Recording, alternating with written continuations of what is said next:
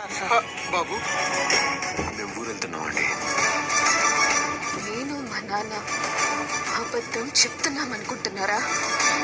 నీకు సమాధానం చెప్పాల్సిన అవసరం అమర్కి లేదు. ఉంది. చూడు మిస్సమ్మ, వార్డెన్ గారి ఇంట్లోనే ఉంది అన్నారు.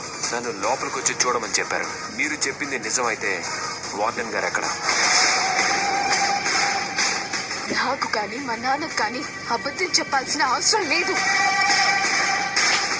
ఎవరు నమ్మినా నమ్మకపోయినా మేము నిజమే చెప్పాము. రాథోడ్, కార్తీ,